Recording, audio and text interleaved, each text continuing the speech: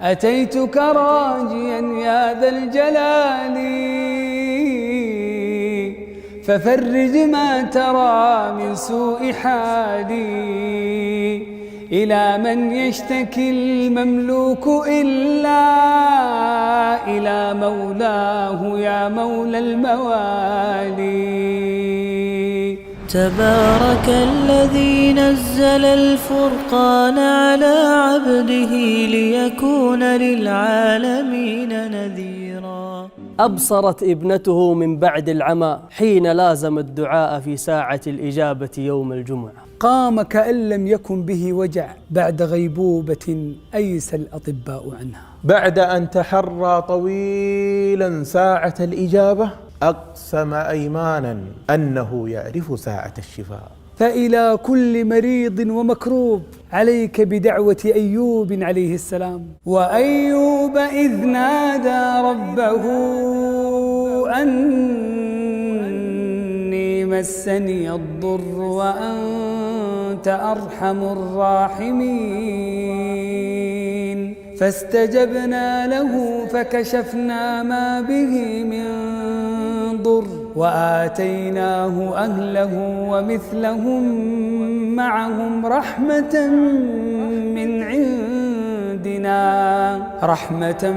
من عندنا وذكرى للعابدين.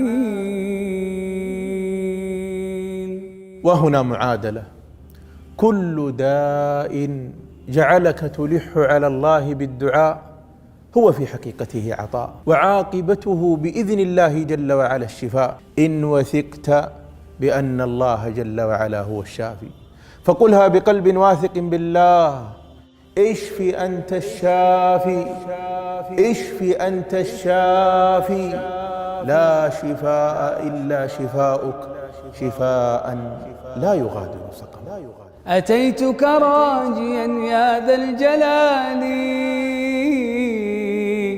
ففرج ما ترى من سوء حالي. إلى من يشتكي المملوك إلا إلى مولاه يا مولى الموالي. وأبلغ منها قوله سبحانه وتعالى: وننزل من القرآن ما هو شفاء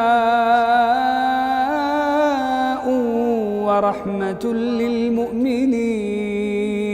للمؤمنين ولا يزيد الظالمين إلا خسارا. فوالله ما أنزل الله من السماء شفاء قط أبلغ ولا أعظم ولا أعم في إزالة الداء من القرآن. يقول ابن القيم رحمه الله عن رقيته لنفسه بالفاتحة: فرأيت أمورا عجيبة لم أعهد مثلها في الدواء.